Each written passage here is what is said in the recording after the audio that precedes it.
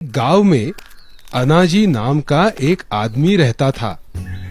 अनाजी के पास एक गाय थी। गाय का दूध बेचकर अनाजी अपना घर खर्च चलाता था। उसी गांव में अनाजी का बड़ा भाई धनाजी भी रहता था। धनाजी को अपने अमीर होने का बहुत अहंकार था। गरीब अनाजी और उसके परिवार को धनाजी अपने बराबरी का न समझता था, उनसे कोई संबंध न रखता। एक दिन अचानक किसी बीमारी से अनाजी की गाय मर गई। अनाजी और उसकी पत्नी को इससे बहुत दुख पहुंचा। वो गाय को बहुत प्यार करते थे। गाय के मरने से अब उनके पास बेचने के लिए कुछ न था। जल्दी ही अनाजी के पास के सारे पैसे खत्म हो गए। अनाजी चिंता में पड़ गया। उसे समझ ही नहीं आ रहा था कि वो अब कैसे घर चलाए। अनाजी की पत्नी ने अनाजी से कहा, आप अपने बड़े भाई से जमीन का हिस्सा क्यों नहीं मांगते? हमारी जमीन में मेहनत करके हम अपनी रोजी रोटी कमा सकते हैं। वैसे तो भैया हमसे कोई संबंध नहीं रखते, लेकिन तुम कहती हो तो मैं एक बार उनसे बात करके देखता हूँ। अनाजी धनाजी के घर पहुंचा। उसने अनाजी को अपनी बुरी हालत के बारे में बताया और जमीन में अपने हिस्से की मांग की। तुरंत धनाजी भड़का। वो जमीन सिर्फ मेरी है। पिताजी उसे मेरे नाम कर गए थे। मैं भला तुम्हें क्यों दूं? मगर भैया, पिताजी की दी हुई जमीन में हम दोनों का बराबर का हिस्सा होना चाहिए। आप ये तो सोचिए, अगर मुझे अपना हिस्सा नहीं मिला तो मैं और मेरा परिवार खाएंगे क्या? उससे मुझे कोई फर्क नहीं पड़ता। जमीन मेरे हिस्से आई है।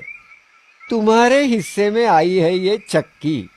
चाहिए तो ले जाओ, और हाँ, आइंदा यहाँ आने की हिम्मत मत करना।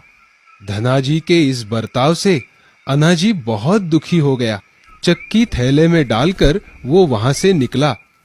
अपनी ही चिंता में डूबा अनाजी यहाँ वहां भटक रहा था। अचानक उसे किसी के चिल्लाने की आवाज सुनाई दी।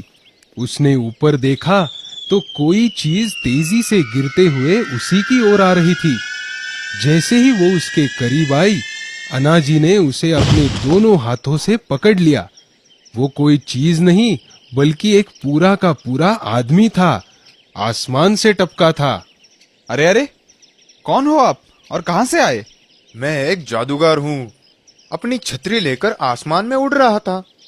अचानक मेरी छतरी टूट गई और मैं गिर गया। अच्छा हुआ तुमने मुझे पकड़ लिया, वरना मैं ऊपर ही पहुंच जाता। कोई बात नहीं जादूगर जी, मैं किसी काम तो आया, वरना आजकल तो मैं बेरोजगार ही घूम रहा हूँ। ऐसा क्यों कह रहे हो? क्या बात है? फिर अनाजी ने सारी कहानी जादूगर को बताई। अब आप ही बताइए, मेरे पास अनाज ही नहीं है तो मैं इस चक्की का क्या करूं? कहीं बेच भी नहीं सकता। मेरे पिताजी की आखिरी निशानी जो है। कोई बात नहीं, कोई बात नहीं। तो ये चक्की है तुम्हारी। लो, अब ये हो गई जादू की। मतलब? अरे अब ये कोई मामूली चक्की नहीं, ये एक जादुई चक्की है। इससे तुम जो मांगो मिल जाएगा। क्या आप सच कह रहे हो? मुझे तो विश्वास ही नहीं होता। कोई बात नहीं, तुम्हें विश्वास भी हो जाएगा। बताओ, तुम क्या खाना चाहते हो? मैं? कितने दिन हो गए मैंने पेट भर के चावल नहीं खाए। मुझे चावल चाहिए। अनाजी के ऐसे कहते ही चक्की में से चावल निकलने लगे। अनाजी ये देख खुश हो गया। उसने पेट भर के चावल खाए। चक्की से अभी भी चावल निकल ही रहे थे। अब बस हुआ, और नहीं चाहिए। हो गया? अच्छी बात है। इस चक्की को बंद करने के लिए इस पर एक लाल रंग का कपड़ा डाल देना, ये बंद हो जाएगी। अनाजी, इसे लो और अपनी सारी जरूरतें पूरी करो। आपका बहुत बहुत धन्यवाद। अनाजी चक्की लेकर घर वापस आया। उसने अपनी पत्नी को चक्की के बारे में सब बताया। अनाजी और यीशु अब बहुत खुश थे। उनकी तो सारी चिंता ही मिट गई थी। अब वो जो चाहते चक्की से मांगते और जादुई चक्की उनकी हर इच्छा पूरी करती। अनाजी चक्की से गेहूं, चावल, फल, सब्जी आदि चीजें मांगता।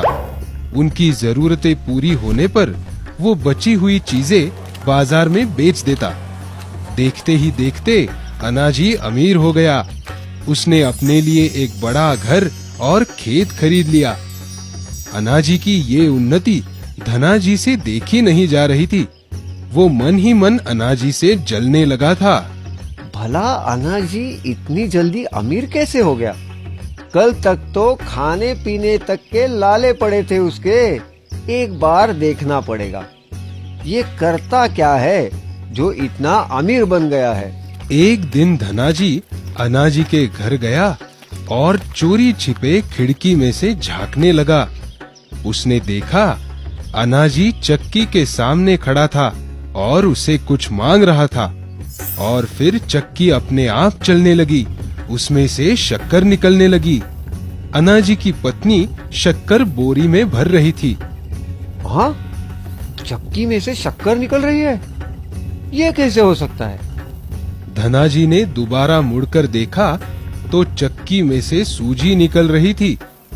अब धनाजी के समझ में कुछ आया। ओहो, अब समझ में आया। अनाजी चीजें मांगता है और चक्की उसे पूरा करती है। ये कोई मामूली चक्की नहीं, ये तो जादुई चक्की मालूम होती है। ये जादुई चक्की तो मेरे पास होनी चाहिए। उसी रात धनाजी ने जादुई चक्की अनाजी के घर से चुरा ली।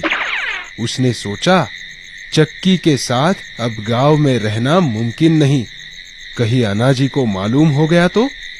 इससे अच्छा मैं जादुई चक्की लेकर कहीं दूर चला जाता हूँ। घर वापस आकर धनाजी ने अपनी पत्नी को जादुई चक्की के बारे में बताया। अंत में उसने कहा, चलो चलो, अपना सारा सामान बांध लो। सुबह होते ही हम इस गांव से कहीं दूर चले जाएंगे। सुबह होते ही धनाजी और उसकी पत्नी गांव से दूर जाने के लिए एक नाव में बैठे। नाव उन्हें लेकर दूसरे गांव जाने लगी। धनाजी मन ही मन खुश होने लगा। अब तो मेरे पास जादुई चक्की है, जो चाहे मांग सकता हूँ। ना, मैं चक्की से खाने पीने की चीजें नहीं मांगूंगा ना। मैं तो उससे सोना, चांदी, हीरे, जवाहरात मांगूंगा। कितना मजा आएगा। मैं तो दुनिया का सबसे अमीर आदमी बन जाऊंगा।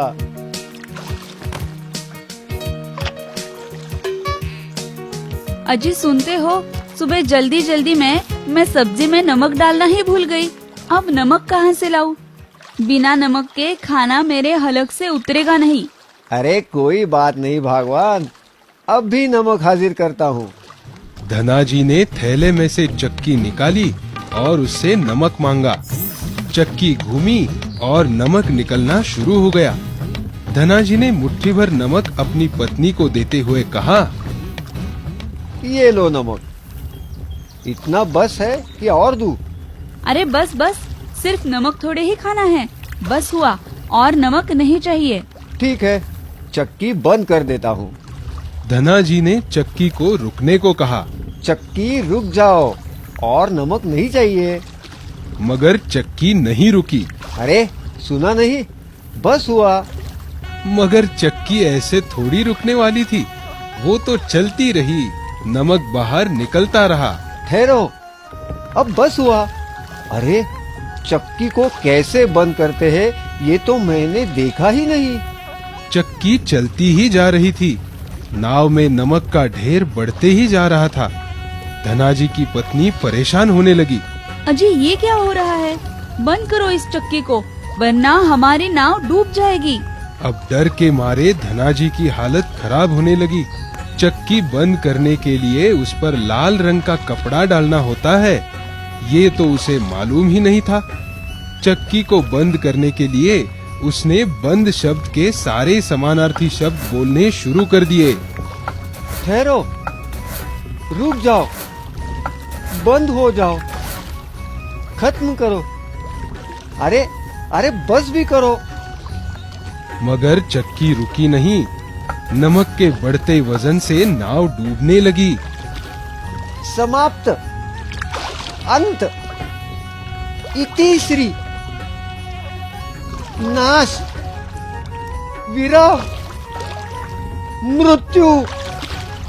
ना चक्की रुकी, ना ही नमक निकलना बंद हुआ। नाव के साथ साथ धनाजी और उसकी पत्नी भी पानी में डूब गए। चक्की भी डूबते डूबते पानी के नीचे जमीन पर जा गिरी। धनाजी को अपने किए की सजा मिल गई।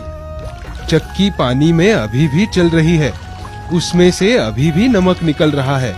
अब समझे समंदर का पानी खारा क्यों होता है? हम आपके लिए हमेशा नई कहानियाँ और नए गाने लेकर आते रहेंगे। तब तक आप गाते और देखते रहिए।